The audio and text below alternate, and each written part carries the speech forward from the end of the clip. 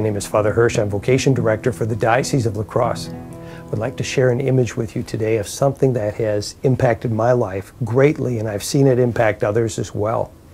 It goes back to my childhood.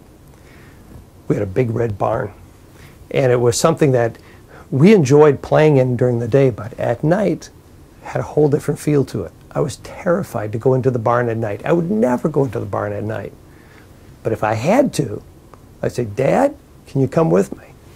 He would take me by the hand, and he would lead me into the barn. I remember one time in particular when we were inside the barn in the pitch black, and I could hear the squeaking of the bats and the flying of the bats, and I stood there confidently because I held my dad's hand, not even afraid. There was nothing that I was afraid of as long as I held my father by the hand. In our own life, there are many things that make us afraid. We end up saying to the Lord, "Lord, I don't want to go into that red barn of my fear. Would you go in and get whatever I need out of there and then come back to me?" And the Lord says, "No, I am not going to go into the red barn instead of you. I'm going to teach you how to face your fears, how to face your red barns." I found that so important in my own life. Different times when somebody would say, "What are you afraid of?" I'd say, "Well, I'm afraid to take that kind of class." They'd say, "That's why you should take that class." One of my greatest fears when I was ordained was preaching. Another greatest fear was teaching high school. And I told people, I don't ever want to teach high school. And yet somebody said to me once, "You're going to be afraid of high school students for the rest of your life. Overcome your fear." In that sense, I felt the Lord saying, "Take me by the hand. I will lead you through your red barn." Once we start to find the Lord's presence in our own red barns, our lives do not get easier.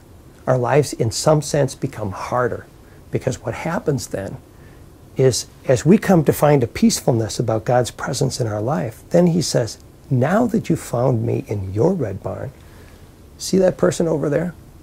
They haven't found me. I want you to go into their red barn. You go into their red barn, help them to find me. And when you get done with that, I've got another person over there. Then I've got a person over there." Look at all the great saints. All the great saints throughout the ages have been people who were able to find Christ in their red barns. They discovered that the Lord was able to guide them to where they did not have to be afraid. But then, as they encountered that peacefulness and that presence of God, the Lord said, "Now, go over there." What did Mother Teresa do? Her whole life, helping other people to find Christ in their red barns. This image that you see is an image that was done by my sister. I asked her, she's a sister, daughter of St. Paul. I said, "Would you be able to put this idea into print?" And so she created this picture. But I ask you to think about your red barns, bring them to prayer, ask the Lord to guide you through them, and then to guide you to others. I end with a little prayer. St. Ignatius of Loyola, the founder of the Jesuits, he said, "Teach us, O Lord, to serve you as you deserve, to give and not to count the cost, to fight and not to heed the wounds, to toil and not to seek for rest, to labor and not ask for any reward, save that of knowing that we do your will." And as St. Ignatius spent himself for others, he brought so many people to Christ. In your vocation, the Lord wants to bring people to Christ through you. Don't be afraid of the dark.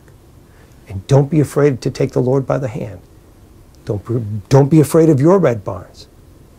And don't be afraid to enter the barns of others. Thank you for listening.